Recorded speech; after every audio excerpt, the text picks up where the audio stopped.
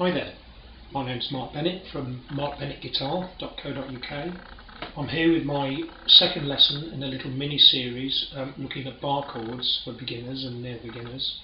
The first lesson looked at how the chords, the bar chords, were derived from the open chords that gave them their name, the E shape and the A shape chords.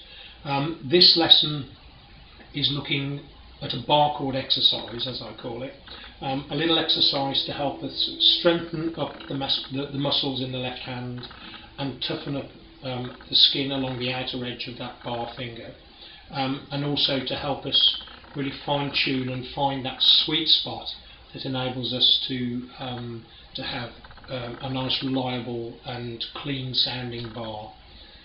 Okay, so first things first, let's have a little look at what we're aiming for. We're going to put our first bar finger on the 7th fret, an arbitrary choice. We're going to be moving downwards, so that gives us a good little run up. So 7th fret to start, finger parallel to the fret, elbow into your ribs to create the contact along the outer edge, not along the front edge. A little bit more about that in a second, and a relatively low bar. I'll explain again a little bit why in a second, and we're going to do a nice slow sweep stroke down with the right hand, just trailing the pick across the strings, so it's going to sound something like this. We don't want to go too fast, nice and slow. So what we're after, a clean ringing notes, down a fret, into an upward sweep stroke to come back, down one more. In the first instance, as you can see here, I'm bracing with my second finger on my bar finger. That's fine to get yourself moving on this. You're going to want to move on from that and do it without the brace, which I'll just demonstrate there. Because obviously we're going to need those fingers for filling out the rest of the chord a little later on. So you need to do it first with the bracing and then without. The first time you try this, you're going to almost definitely going to have some dead strings. Almost everybody does if you're a beginner. Something like that. It tends to be the second or the third string that tend to be dead. That's the kind of most exposed part of the bar, really. I'm going to give you now a few tips to help cure that.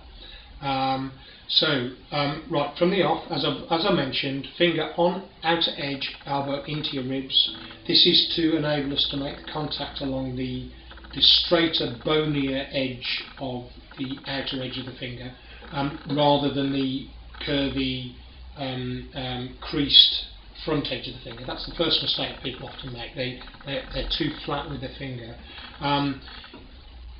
Just to elaborate on that a little bit, if you look down on your fingernail with your finger flat and maybe hold your pick parallel to that, the pick is pretty much parallel to the front of the guitar and to the front face of the fingerboard. What we're trying to do is our elbow towards the guitar, towards your ribs, and if I keep my pick orientated to my fingernail, I'm now looking at 40 degrees, somewhere between 35 and 45 degrees angle. This is going to create the contact along the outer edge, which is going to help us right from the off. That's the first thing. Finger parallel to the fret. We want to keep, as always, a couple of millimetre gap between the finger contact and the fret itself, the upper fret that we're using to stop the strings. So I don't know if you can see that from that sort of angle, but a couple of millimetre gap. We don't want to crowd the fret. That's going to create muting. You don't want to be too far away from the fret because you're going to need more pressure and you're going to get dead strings and rattles. So close to the fret, finger on outer edge with the elbow in towards your ribs. The next variable is the height of the bar itself. If we squeeze nice and hard and create the lines along your fingers where the contact, where the strings have dug into the skin, if any of those line up with the creases in your finger, you are going to get dead strings. The next step is to sort of fine tune up slightly or down slightly. On the note of how high to have your bar, some people, you do see people with really what we call high bars, some people play with low bar. We all teach what we know and how we play ourselves. I play very much with a low bar. This I find enables us to be in control of an alternating bass, for example, that sort of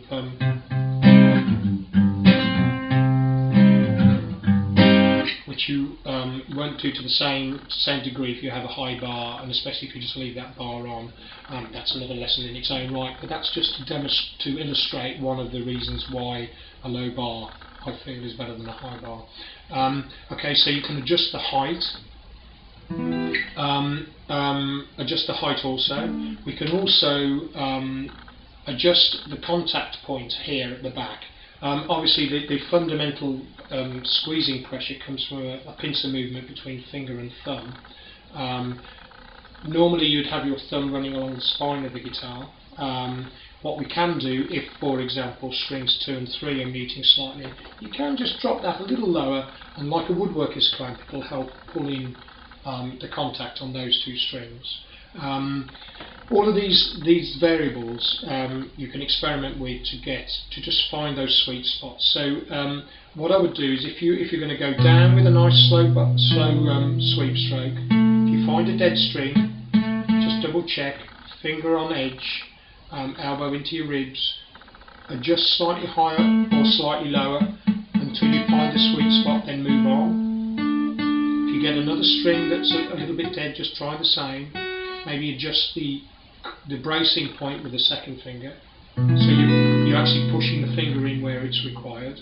Have another little go at that. Once you get them sounding individually, just go straight back to the full sweep. Once you get it on one string, move it down. Ideally you should be able to just retain the sort of the memory of how you made the contact first time round, and just try and duplicate it on each subsequent fret. That's great. Now there is one last little tool in our armoury. If none of those things have created a nice sweet sounding bar, there's one final thing that we can try, which one of my pupils actually sort of pointed out to me. I never really thought about it. I was probably doing it anyway, but hadn't really sort of analysed it. And quite a few of my subsequent pupils have found this very useful. If you put a force on the front of the guitar with your arm on the lower bout of the guitar, it will create a turning force which will pull the neck towards your finger. Now if you resist that, a little bit like trying to break the back of the guitar across your chest, you can create quite a force on that finger to supplement the squeezing action, etc. And we'll just give you that extra little 10% to make those to make that bar sounding really sweet. So I mean, I can actually demonstrate that all being well. If I put my hand in position as normal, exert a force here, I can actually take my thumb off, and I've got a good sounding bar without any pincer movement pressure at all. And that's just purely from the turning force exerted by this downward pressure on the front of the guitar face there. So that's a little extra tip that will help you, just give you that extra 5%. So if you combine those all together, just to recap: 7th fret, bracing to start, nice and slow, down sweep, light wind chimes, straight down, come back with an upward sweep.